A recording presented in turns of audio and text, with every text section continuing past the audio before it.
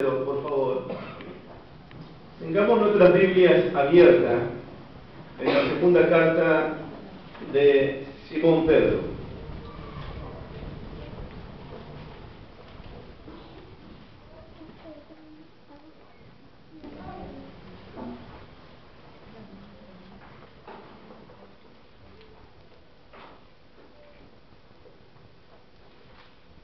La primera observación que quiero hacer antes de entrar a la introducción del libro,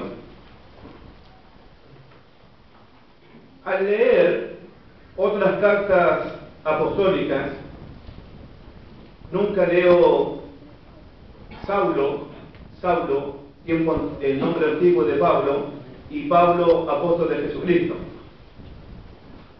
Me extraña a mí me extraña de que versículo 1, fíjense, que Pedro mencione: yo ya me había olvidado de Simón.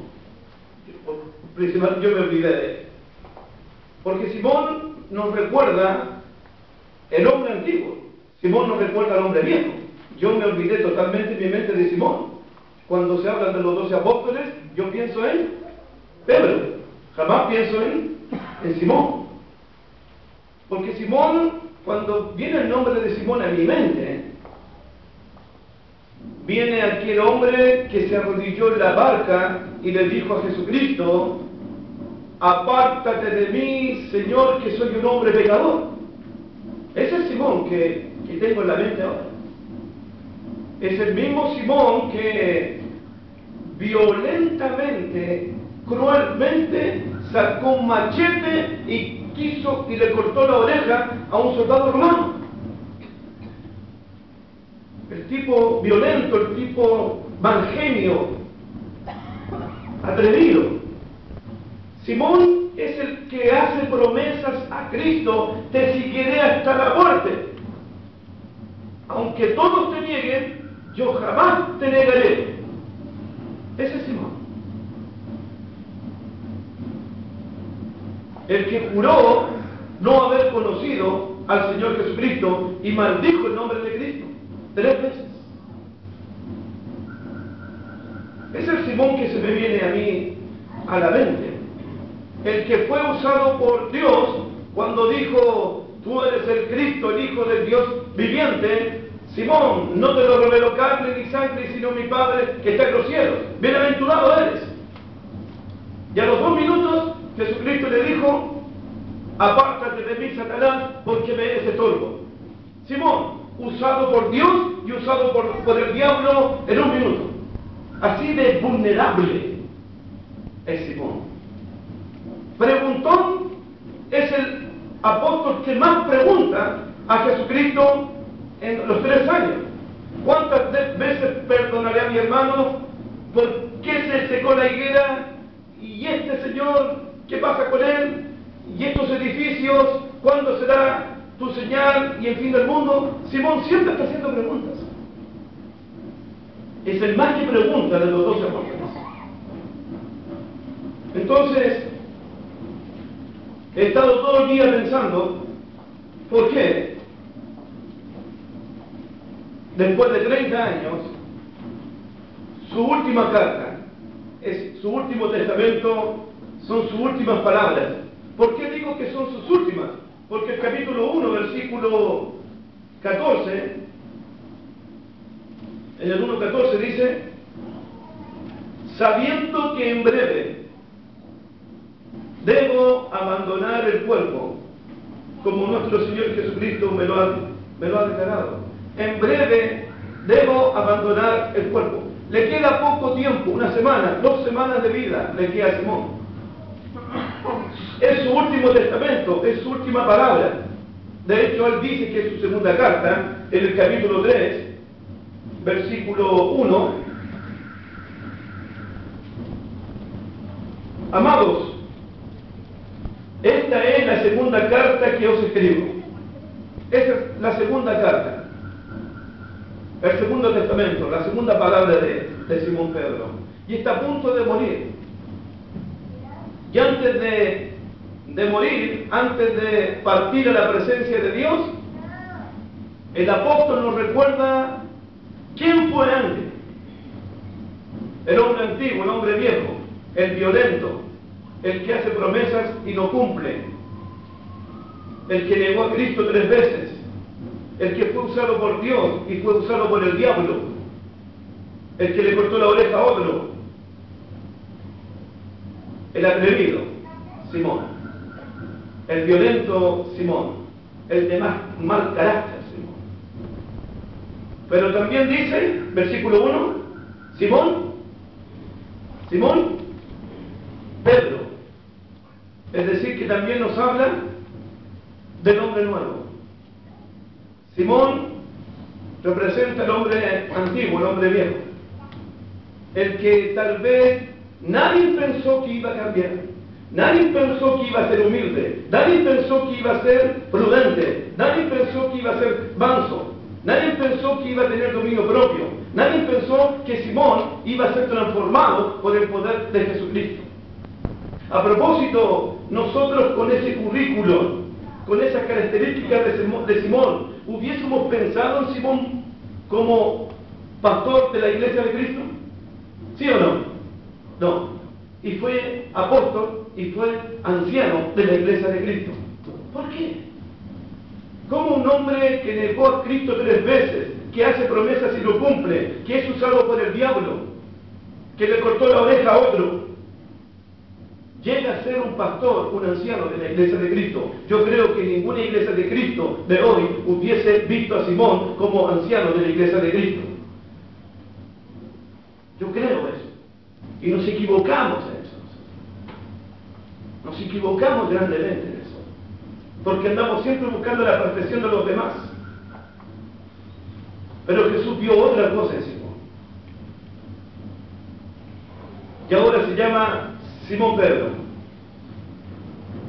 Es un siervo y apóstol de Jesucristo. Él va a escribir su último testamento, su última carta, porque en breve debe abandonar este pueblo. ¿Qué es lo que le preocupa a Simón Pedro? Él usa las palabras, capítulo 1, versículos 12 al 15. Fíjate, el 12. Por esto yo no dejaré de recordaros siempre estas cosas.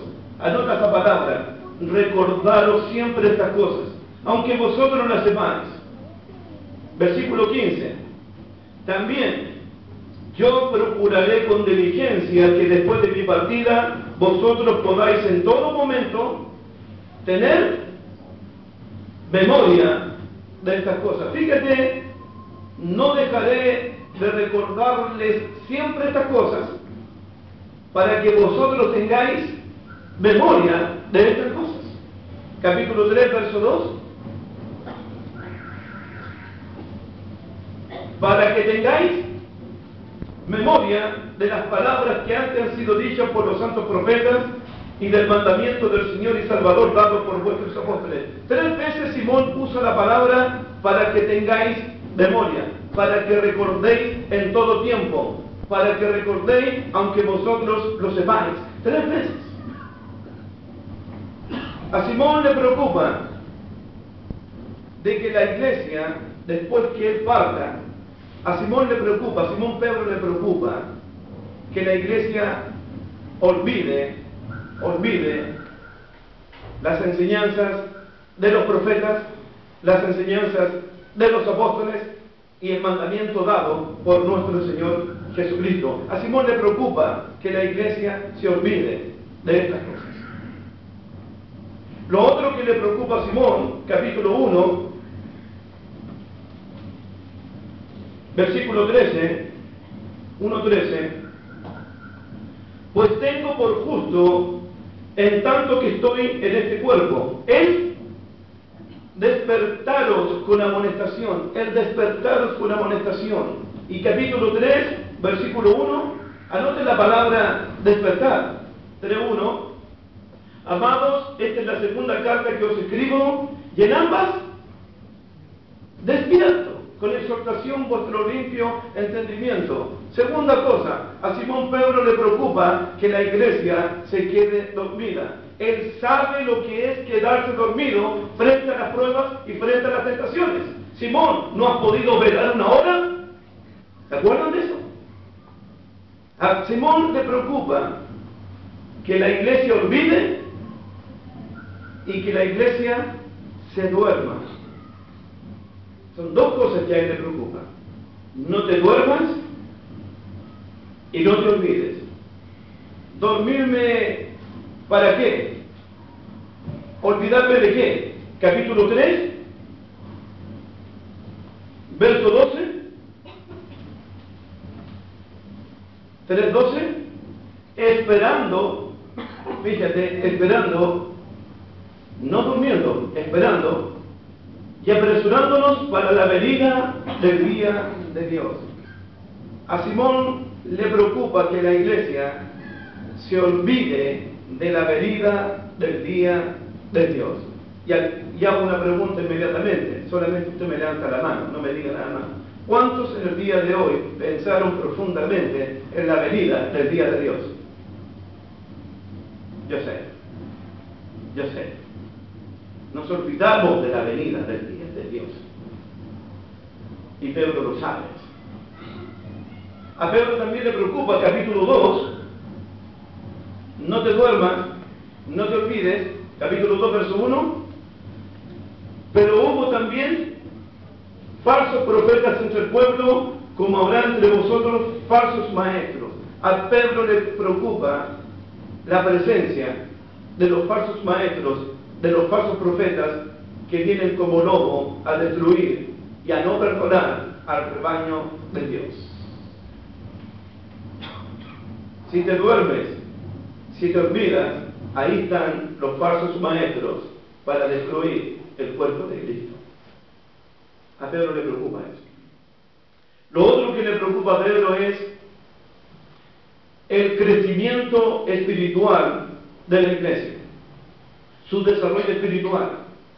¿Por qué lo sé? Porque él usa una palabra 4 veces. Mira, capítulo 1, verso 5. Anota esta palabra, diligencia. Anota esta palabra, diligencia. 1:5 dice, vosotros también, poniendo toda diligencia, todo esfuerzo, toda prontitud, todo sacrificio. Capítulo 1, verso 10, 1:10. Por lo cual, hermanos, tanto más procurar, la frase tanto más procurar es diligencia. Es la misma palabra. Y verso 15, 1:15, también dice Simón, yo procuraré con diligencia que después de mi partida. La palabra diligencia es importante para Simón Pedro. Capítulo 3, versículo 14, 3:14. Por lo cual, oh amados, estando en espera de estas cosas, de la venida del día de Dios, ¿qué dicen? Procurar con diligencia, con prontitud. La palabra diligencia, en su raíz, tiene el sentido de celos. Entonces, resumo, Pedro quiere que la iglesia muestre un celo por su crecimiento espiritual. 2, Pedro quiere que la iglesia muestre un celo por rechazar a los falsos maestros que entraron en la iglesia. Y 3, Pedro quiere que mostremos un celo esperando la venida del día de Dios, que vendrá como ladrón en la noche. Ese es el celo esa es la palabra diligencia. Anote ahí la palabra conocimiento. Conocimiento, anótela por favor. Capítulo 1, verso 2.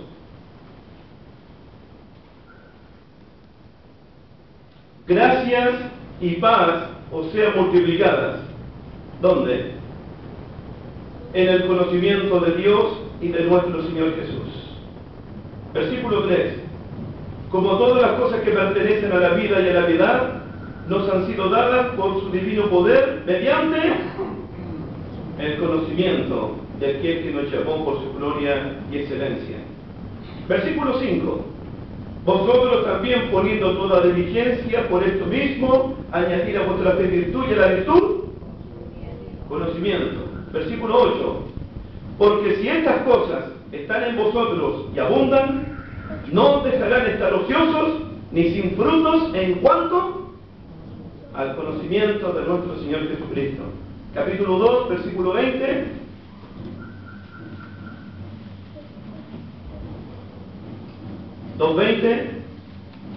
Ciertamente, si habiéndose ellos escapado de las contaminaciones del mundo por el conocimiento del Señor y Salvador Jesucristo. Capítulo 3, verso 18. 3:18. Antes bien, crecer en la gracia y el conocimiento de nuestro Señor y Salvador Jesucristo. ¿Cómo comienza la vida cristiana para Simón Pedro? Conociendo a nuestro Dios y a nuestro Señor Jesucristo. ¿Cómo continúa la vida cristiana? Conociendo a Dios y a nuestro Señor Jesucristo. ¿Y cómo va a terminar nuestra vida cristiana? Conociendo a Dios y a nuestro Señor Jesucristo. Así comienza todo y así termina todo. ¿Amén? Amén. Con esta introducción vamos a entrar al capítulo 1. Anote, por favor. Capítulo 1.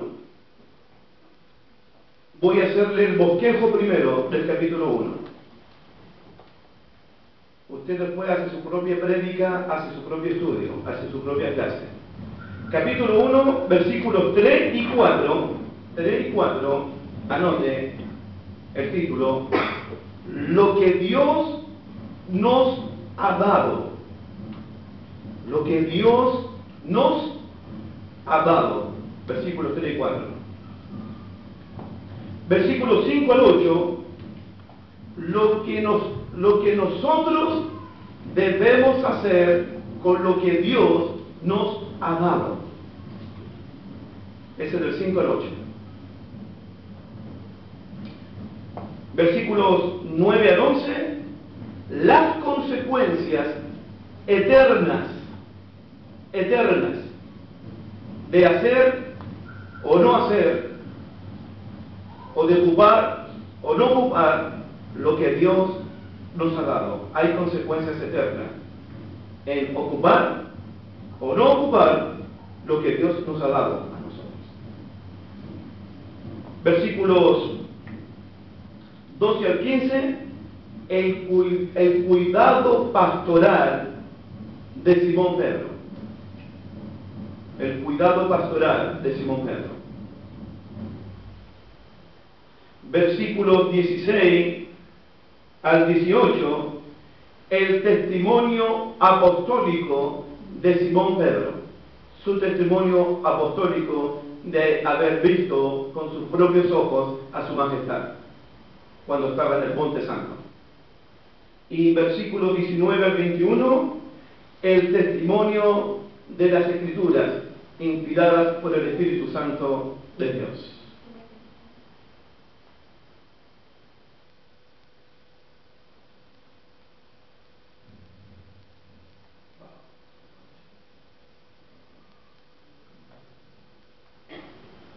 Amén. Si tiene alguna duda después de la clase o de la predicación, usted se acerca a mí y le doy una mayor información. Comenzamos con la predicación de esta noche, de los versículos 3 al versículo 11. Vamos a orar nuevamente en la presencia de nuestro Dios y Padre del Señor Jesucristo. Hermano José Luis, diríjanos en esta oración, por favor. De ahí mismo, por favor. Vamos a orar. Padre nuestro que estás en los cielos, santificado sea tu nombre. Te agradecemos, Padre, por la vida y la salud. En estos momentos, Padre bendito, te pedimos una bendición para que lo que vamos a recibir de tu mensaje, Padre, que lo podamos comprender muy bien y poner en práctica. Pedimos, Padre, por nuestro hermano Pedro, para que le ayudes a recordar todo lo que él ha preparado y que lo sigas bendiciendo, Padre, para que siga yendo a muchas partes para ayudar a muchos hermanos, Padre. Pedimos todo esto en el nombre del Hijo Cristo Jesús. Amén. Amén. ¿Qué pensaría usted de mi hija, Aileen? Aileen se llama mi hija, tiene 10 años. Entró a Kinder a los 5 años, a pre-Kinder, y a Kinder a los 6 años. Hoy tiene 10 años Aileen. ¿Qué pensaría usted de mi hija si le dijera que todavía está en pre-Kinder a los 10 años mi hija? ¿Qué pensaría usted de mi hija? ¿Una niña normal o anormal? Una niña totalmente anormal. ¿Por qué? Porque a sus 10 años debe estar en quinto básico ella. Debe saber leer, debe saber escribir, debe tener su discernimiento ya. Sería anormal. En este pasaje es totalmente anormal de que personas que se hayan bautizado no crezcan, no se desarrollen y no maduren espiritualmente después de su bautismo. Eso es una cuestión totalmente anormal. Que no haya crecimiento espiritual, que no haya gente madura espiritualmente después de su bautismo. Mi preocupación es que veo a las iglesias de Cristo, no conozco mucho esta congregación, recién llevo 4 días entre ustedes, pero lo que yo he visto en otros países es que veo que las iglesias de Cristo viven en el mundo de Peter Pan, de Campanita. Esa película me gusta verla con mi hija, el Capitán Garfio. En el mundo de Nunca Jamás, todos son niños. Y el mandamiento es que nadie quiere ser adulto, nadie quiere crecer, nadie quiere madurar en el mundo de Nunca Jamás. Y parece que esa idea, ese concepto, ese pensamiento está en la iglesia de Cristo porque nadie quiere ser adulto, nadie quiere crecer, nadie quiere madurar en la iglesia del Señor. Y encontramos conflictos, encontramos desuniones, encontramos quejas. Es porque la gente no está madurando. Y esto es a nivel matrimonial, a nivel familiar, a nivel congregacional. Es porque las personas no están decidiendo ser adultas. ¿Cuándo vas a madurar? ¿Cuándo vas a crecer?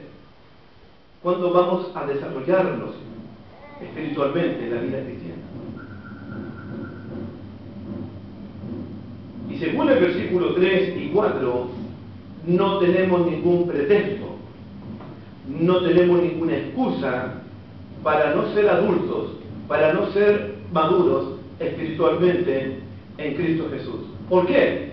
Porque Simón comienza diciendo en el verso 3, como todas las cosas que pertenecen a la vida y a la piedad, aquí está, nos han sido dadas por su divino poder. La vida se refiere a la vida espiritual, a la vida nueva en Cristo, a la vida abundante en Cristo, a la vida eterna en Cristo. Y la piedad significa a esa vida de obediencia, esa vida de consagración, esa vida de entrega, esa vida de adoración que el cristiano debe darle a Dios.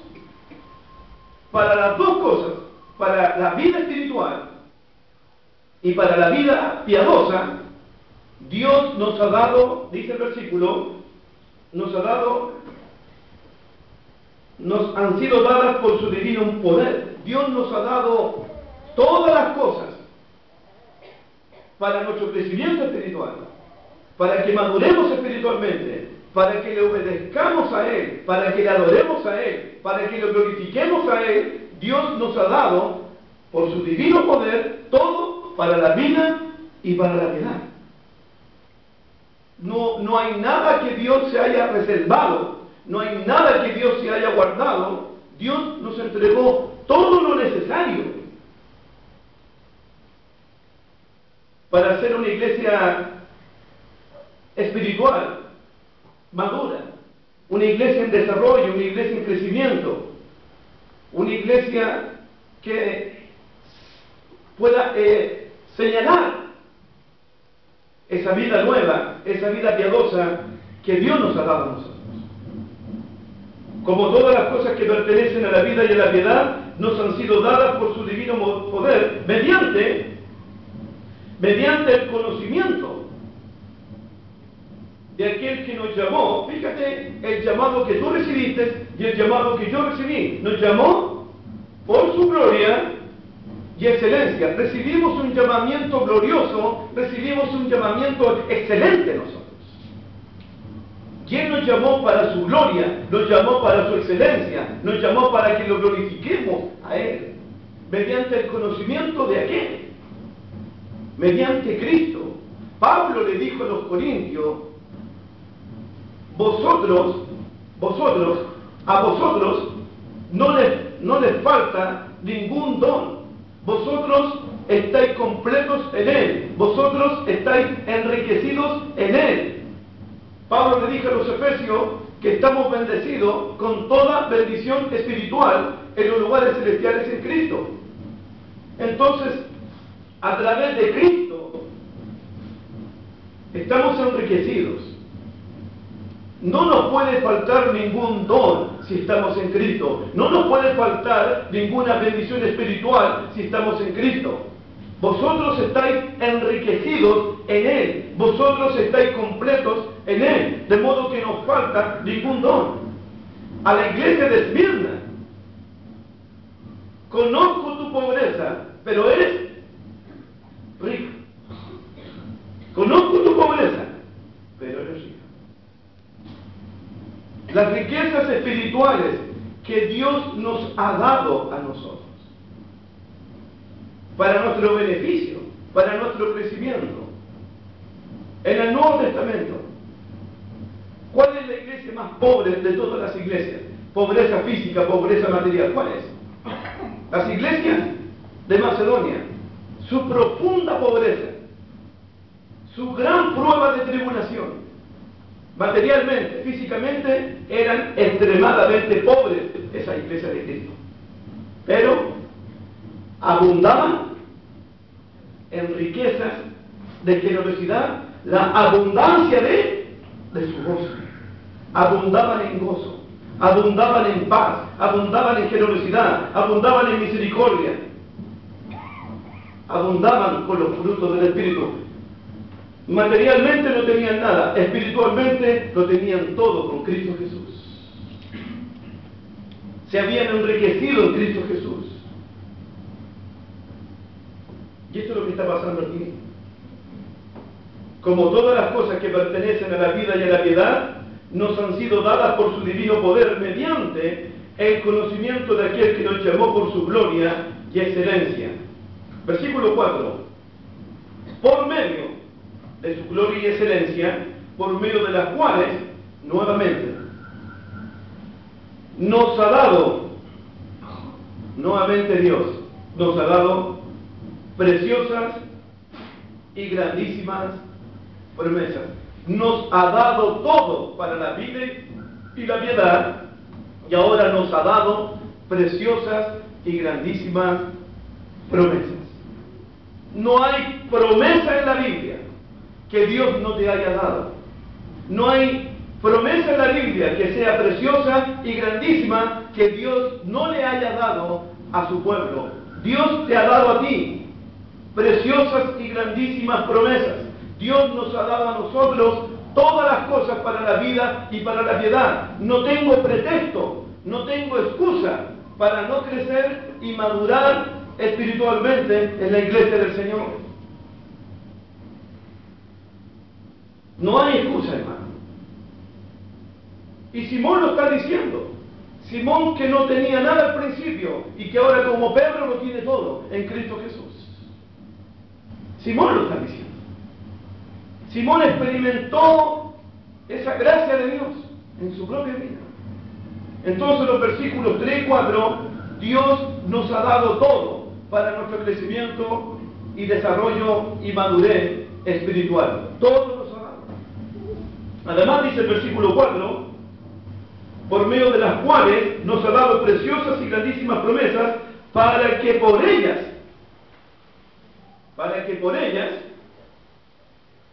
llegaseis a ser participante de la naturaleza divina. Por medio de esas preciosas y grandísimas promesas, nosotros llegamos a participar. La palabra participar aquí es koinonía. Koinonía tiene que ver con comunión. Y mira, participamos de esa comunión, participamos de esa koinonía, para que por ella llegase a ser participantes de qué. Participamos en una comunión profunda de qué. De su naturaleza divina, es decir, una comunión perfecta con Dios, una comunión perfecta con Cristo. Una comunión perfecta. Participamos de una comunión perfecta con el Padre y con su Hijo Jesucristo, para que por ella llegases a ser participante, para que por ella llegases a tener comunión perfecta y completa con Dios. Naturaleza divina. Naturaleza divina. Se me vino la historia del escorpión con el sapito.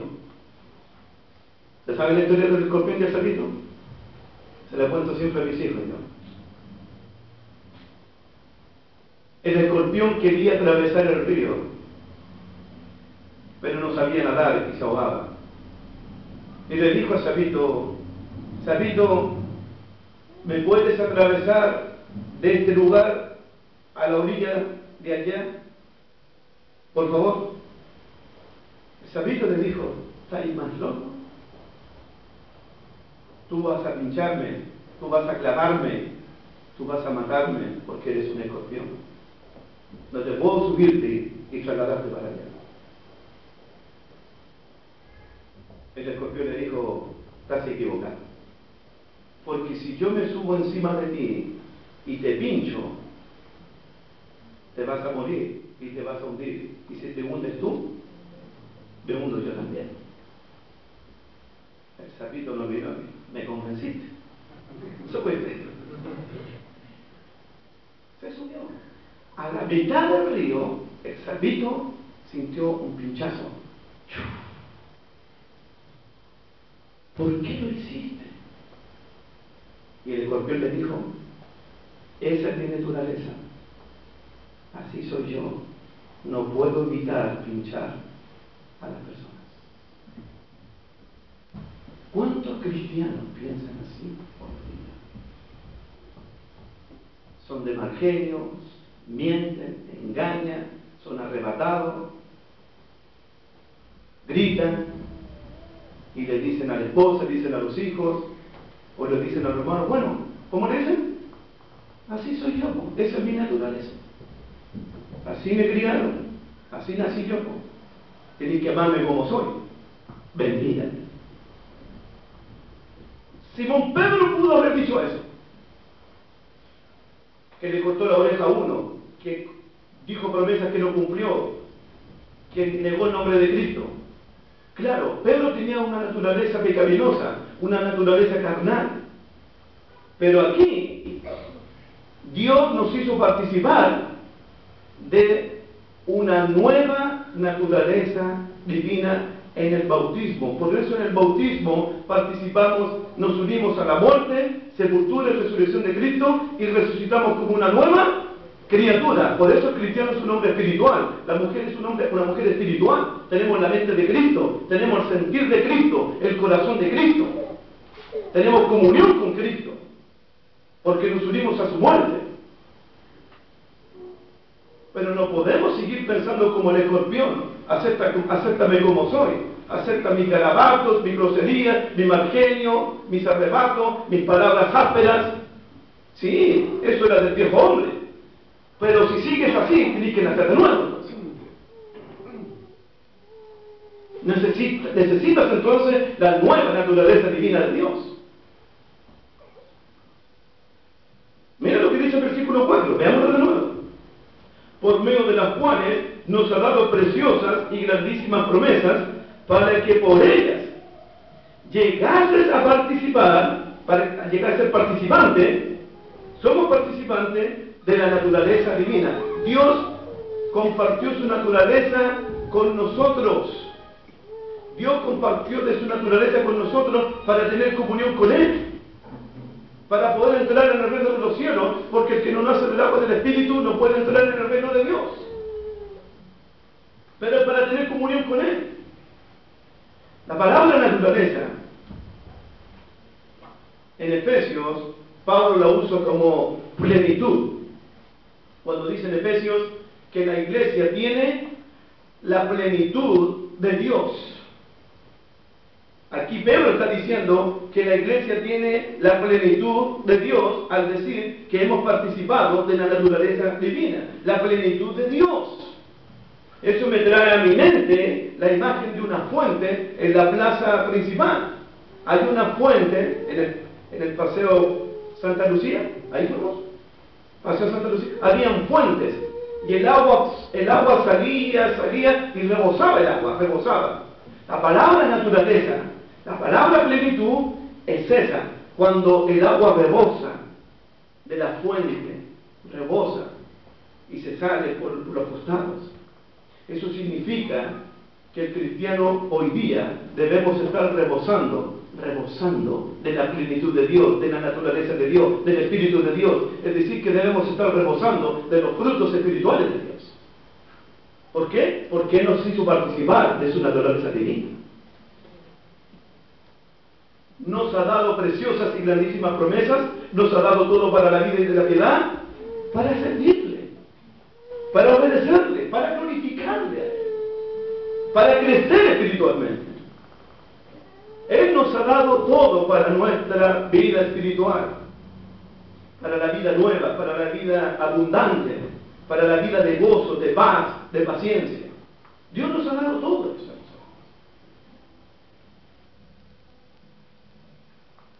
Versículo 4, por medio de las cuales nos ha dado preciosas y grandísimas promesas, para que por ellas llegases a ser participantes de la naturaleza divina, habiendo huido de la corrupción que hay en el mundo a causa de la concupiscencia. Habiendo huido.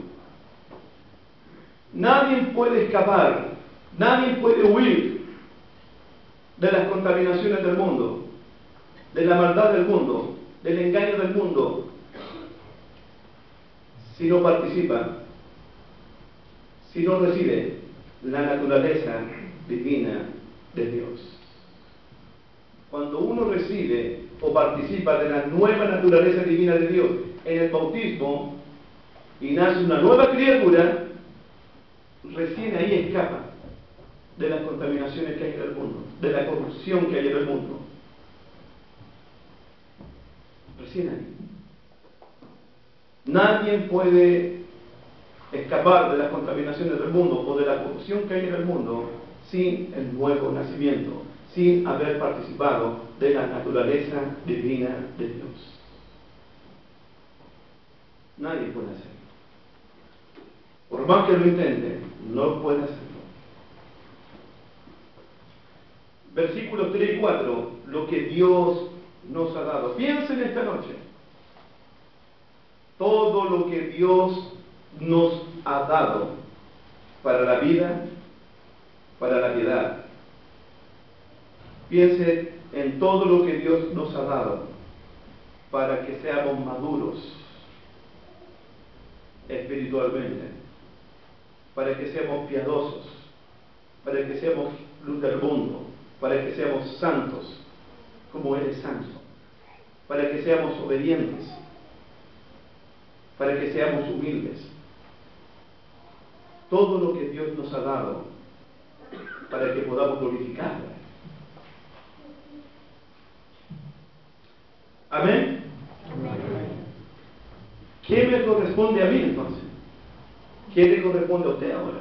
Versículos 5 al 8.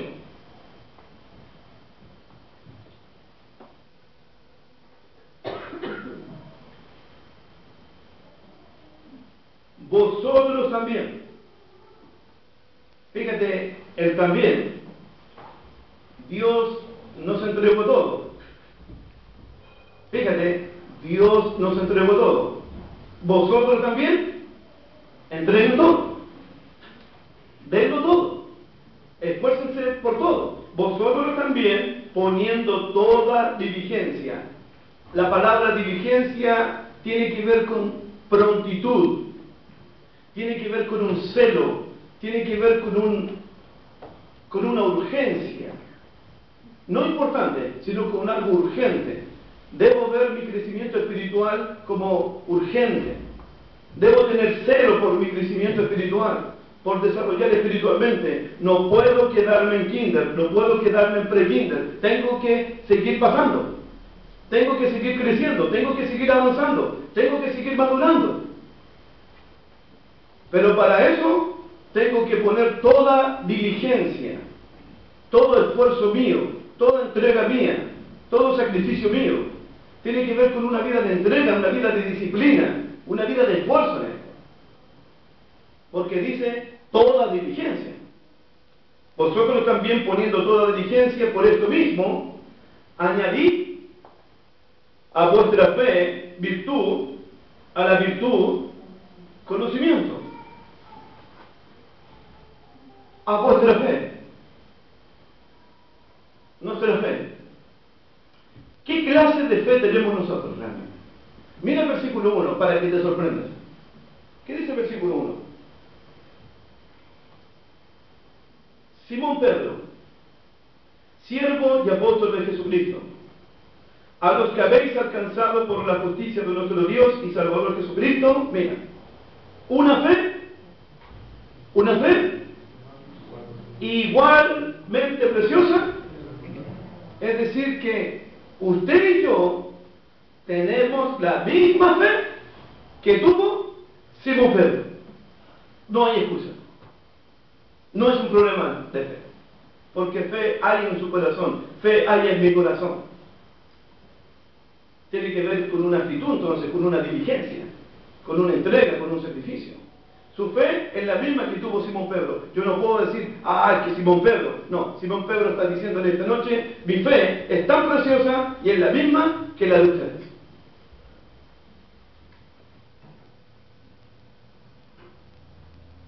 A esa fe hay que añadirle virtud. La palabra para virtud es excelencia. La misma palabra del versículo 3 al final. Tiene que ver con una excelencia moral. Ser moralmente correcto del corazón, ser honesto del corazón, ser verdadero del corazón. Tiene que ver con vivir una vida moralmente justa, moralmente honesta, ser personas correctas, ser personas justas en este mundo. Y a eso se le agrega conocimiento. Anote ahí, conocimiento.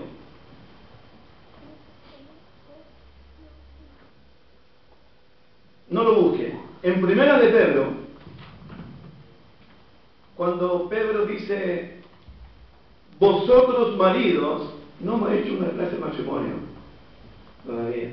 Sería bueno una clase de matrimonio, ¿cierto? El hermano dice así. En Primera de Pedro 3:7, cuando dice, vosotros maridos, vivid sabiamente con ellas, la palabra vivir sabiamente es conocimiento, es gnosis también. Es decir, mi trabajo es conocer, comprender, entender bien a mi esposa, conocerla físicamente, conocerla espiritualmente, conocerla íntimamente, conocerla emocionalmente. Nadie mejor que yo puede conocer a mi propia esposa. llegamos a ser una sola carne. La palabra conocimiento aquí es exactamente la misma. Conocer al Señor Jesucristo, tener una perfecta comunión con Él, conocerlo a Él, cómo anduvo, conocerlo a Él, cómo trató a la gente, cómo fue Él realmente.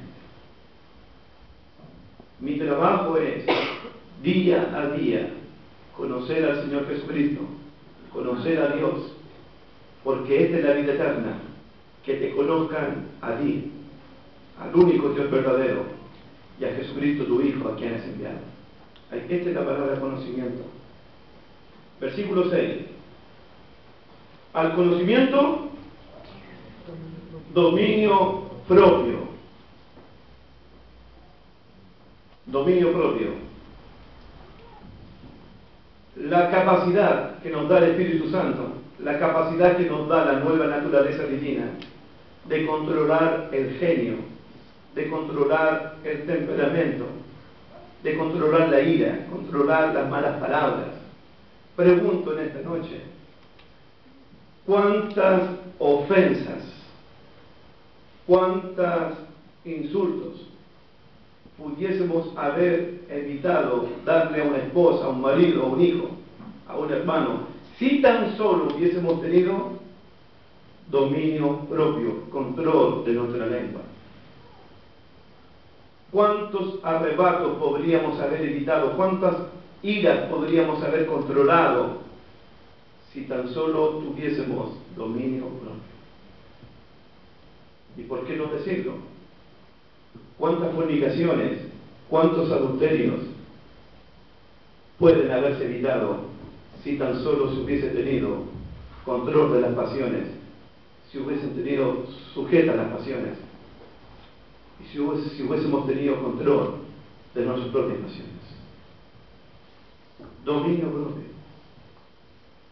¿Cuántas malas cosas pueden evitarse simplemente con tener bajo control el enojo, la ira, las malas palabras, y tener controlado las pasiones y las concupiscencias del corazón? Al dominio propio, paciencia, de lo que hablamos el martes en Santiago, longanimidad, la capacidad que Dios nos da de poder estar soportando, resistiendo por mucho tiempo a personas desagradables y situaciones difíciles de soportar. Paciencia es longanimidad, la capacidad de resistir o de soportar cualquier cosa que nos venga sobre nuestra vida. En el Antiguo Testamento, quien tuvo esta capacidad, quien tuvo esta perseverancia y esta longanimidad fue Job, que soportó todo lo que le vino a su vida, incluso las maldiciones de su propia esposa, que le decía: maldice a tu Dios y muere. Job tuvo esa capacidad también. Y a la paciencia, piedad. Segunda vez que se repite la palabra piedad aquí. Se va a repetir tercera vez. Mira el capítulo 3, en la venida del día de Dios. Cuando el cielo y la tierra van a ser destruidos y venga Jesús. El versículo 11, 3:11, dice: puesto que todas estas cosas han de ser deshechas, destruidas, ¿cómo no debéis vosotros andar en santa? Y ahí está, y piadosa manera de vivir. La piedad. La piedad. En este contexto de piedad, ¿qué es lo que es la piedad realmente? Y la mejor definición que he buscado, como se trata de la venida del día de Dios, me parece que la piedad es cuando la cristiana o el cristiano tenemos conciencia de que donde estemos, en el Parque Santa Lucía, donde estemos, en un tren, en un camión, en una cocina, donde estemos, estamos siempre en la presencia de Dios. No solamente aquí, donde estemos, estamos en la presencia de Dios. El Señor va a venir. El Señor regresa. El Señor está cerca. Estamos conscientes de que Dios nos está observando, de que Dios nos está mirando, y por eso le estamos adorando. No solamente le adoramos aquí, le adoramos en todas partes nosotros a Dios. Nuestra vida es una vida de adoración a Dios. ¿Amén? Piedad. ¿Y a la piedad? Afecto fraternal. ¿Cómo está la amistad aquí? ¿Cómo están las relaciones aquí? ¿Cómo está el afecto fraternal familiar? ¿Cómo está el ambiente familiar, el ambiente congregacional, el ambiente matrimonial? ¿Hay afecto fraternal entre nosotros? ¿Somos amigos? ¿Somos hermanos realmente? ¿Nos ayudamos mutuamente? ¿Nos perdonamos mutuamente? ¿Nos servimos mutuamente? Amor fraternal. El amor Filadelfia. El amor entre los hermanos. Y el amor fraternal, amor. Es interesante que menciona primero el amor fraternal y termina con el amor, y se cumplen los dos grandes mandamientos. Amarás al Señor tu Dios con toda tu mente, con todo tu corazón, y amarás a tu prójimo como a ti mismo. Parece que Pedro termina con esos dos. Porque sin este amor, nuestra fe, nuestro conocimiento, nuestros sacrificios, nuestra generosidad, no sirve de nada si no amamos a Dios ni amamos al prójimo. ¿Amén? Amén. Preguntas. Versículo 8. Aquí tenemos que evaluarnos, examinarnos. Versículo 8. Porque si estas cosas, las que ya mencionó, porque si estas cosas están en vosotros y abundan, porque si estas cosas están en vosotros y abundan. Pregunta, ¿están estos frutos espirituales en nuestras vidas? Hay señales, hay evidencias concretas, tangibles, de que estos frutos están en nosotros. Porque si estas cosas están en vosotros y abundan. Es decir, que en estos momentos uno tiene que evaluar, examinar y escudriñar su propia vida espiritual. Desde el día que me bauticé, ¿dónde estoy ahora? ¿He progresado? ¿He crecido? ¿Me he desarrollado? ¿He madurado? Uno tiene que evaluarse. Porque algún día Dios nos evaluará a nosotros. ¿Se acuerdan la historia de Lucas capítulo 13, versículo 6, del dueño de la viña? El dueño de la viña fue a ver la higuera.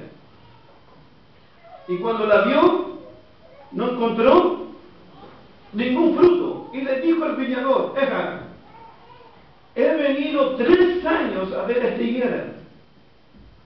Y en 3 años no he visto ningún fruto en esta higuera. ¿Por qué no la cortamos mejor? Está ocupando espacio aquí la tierra. Y el viñador intercedió y dijo, no la cortes todavía. Dejémosla un año más. Si en un año más no hay fruto, la cortamos entonces. Cuando Dios te ve a ti, cuando Dios me mira a mí, después del bautismo, ¿has visto fruto en tu vida? ¿Ves señales de fruto, de vida, de gozo, de paz, de paciencia, de dominio propio, de piedad en tu vida? ¿Está viendo frutos el Señor en tu vida realmente? Cada vez que te ve, cada vez que te viene a visitarte, cada vez que te mira realmente. El dueño dijo, 3 años he venido a ver esta higuera y no encuentro ningún fruto todavía, dice.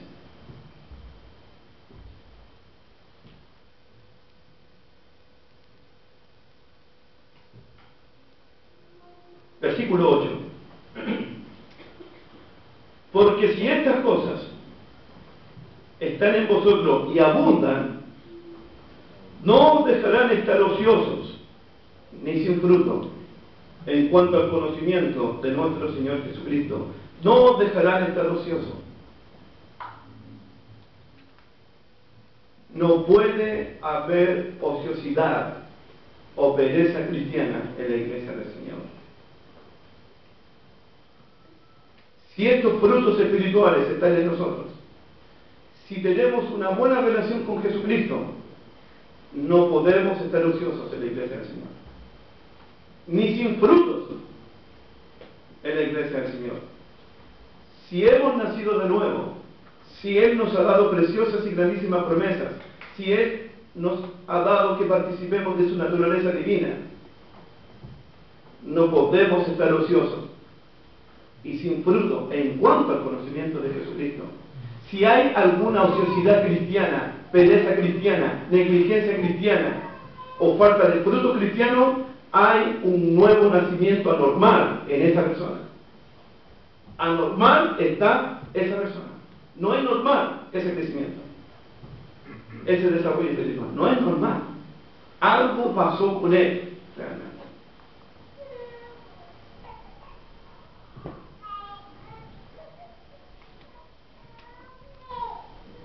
Versículo 9. Pero el que no tiene estas cosas, fíjense los dos resultados. El que tiene y abundan, pero el que no tiene. Pero el que no tiene estas cosas, los frutos espirituales mencionados, pero el que no tiene estas cosas, tiene la vista muy corta, es ciego, habiendo olvidado la purificación de su antiguo pecado. Tiene la vista muy corta y es ciego. ¿Qué significa eso? Vista corta y ciego. Volvió a las tinieblas de antes. Volvió a la oscuridad de antes. Volvió a su antigua vida. Es tanta su ceguera espiritual que llegó a olvidar la purificación de su antiguo pecado. Imagínate llegar a olvidar lo que Cristo hizo en la cruz por nosotros. Llegar a olvidar cómo Cristo nos perdonó nuestros pecados en el bautismo. Es decir, que una persona que se duerme espiritualmente, una persona que se olvida espiritualmente, una persona negligente espiritualmente, puede volver a las tinieblas de antes, puede volver a las contaminaciones del mundo de antes. Puede hacerlo. Si no me creen, mire el capítulo 2. Verso 20, 2:20.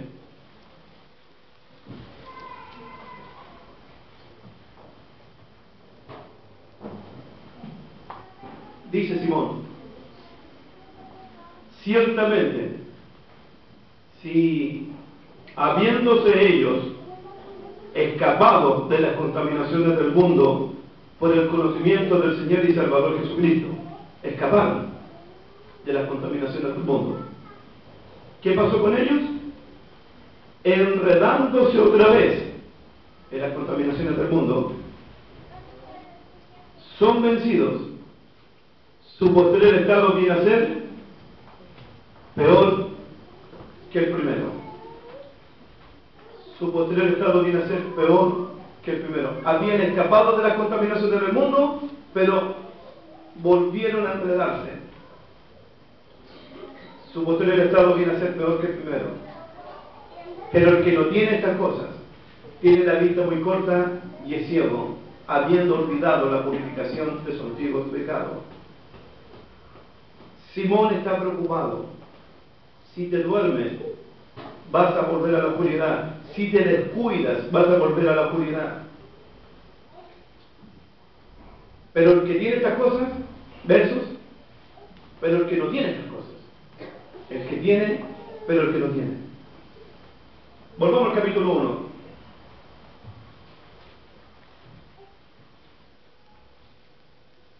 Versículo 9. Pero el que no tiene estas cosas, tiene la vista muy corta, es ciego, habiendo olvidado la purificación de su antiguo pecado. Por lo cual, versículo 10, por lo cual, hermanos, tanto más procurar hacer firme. Tanto más procurar. Es decir, la palabra procurar es diligencia, más solicitud, más entrega, más esfuerzo, más sacrificio. Hacer firme vuestra vocación y elección. Elección. Dios ya hizo su elección al enviar a Jesucristo en esa cruz. Nosotros hicimos nuestra propia elección en entregar al Señor Jesucristo nuestras vidas en el bautismo. Esa elección que hicimos y nuestra vocación, dice Pedro, por lo cual, versículo 10, por lo cual, hermanos, tanto más procurar hacer firme. Pedro quiere darnos firmeza, quiere darnos estabilidad, quiere darnos perseverancia. Porque si usted no está firme, va a ser arrastrado por los falsos maestros. Si usted no está firme, va a caer de su firmeza. Eso lo dice el capítulo 3. Va a caer de su firmeza, va a ser arrastrado por los falsos maestros. Si usted no le da estabilidad, no le da seguridad, no le da firmeza, no le da perseverancia a su vida espiritual. ¿Cómo lo sé? Mira el capítulo 3, versículo 17. Hablando de los falsos maestros, 3:17. Así que vosotros, oh amados, sabiéndolo de antemano, están advertidos. ¿Qué dice? Guardaos, sean vigilantes. No sea que arrastrados por el error de los inicuos, caigáis de vuestra. Claro. Los falsos maestros del capítulo 2 te van a arrastrarte, te van a engañarte. Te van a destruir, los falsos maestros. Están en todas partes. Y te pueden arrastrarte y te pueden engañarte. Y vas a caer de tu firmeza. Y te vas a perder. Capítulo 1, verso 10.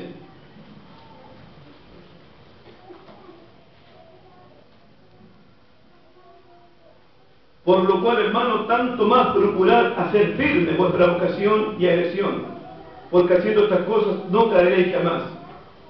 No caeréis jamás. ¿Quién dijo eso? No caeréis jamás. Simón Pedro. ¿Cuántas veces cayó Pedro? ¿Cuántas veces se tropezó él? Como Simón cayó cientos de veces, pero llegó un momento a estar firme, estable, perseverante. ¿Qué es lo que Simón tiene en mente para terminar? ¿Qué es lo que tiene en mente? Versículo 11, eso es lo que tiene en mente. Porque de esta manera os será otorgada amplia y generosa entrada en el reino eterno de nuestro Señor y Salvador Jesucristo. ¿Qué es lo que Simón Pedro tiene en mente como buen pastor que es? Nuestra entrada al reino eterno de nuestro Señor Jesucristo. Lo más que le preocupa a Simón Pedro, yo voy a morir y voy a partir. Voy a entrar al reino eterno de Dios. A Simón Pedro le preocupa que nadie se quede afuera de entrar en el reino eterno de nuestro Señor Jesucristo. Porque hay un cielo nuevo, porque hay una tierra nueva para nosotros. Lo que Simón tiene en mente es: procuren con diligencia entrar al reino eterno de nuestro Señor Jesucristo. Esa es la meta. Una entrada triunfante, una entrada gloriosa, una entrada amplia al reino eterno de nuestro Señor Jesucristo. Amén. Vamos a dejar hasta aquí. Pensar, terminar con el capítulo 1, pero no puede ser. Ha de pasar demasiado.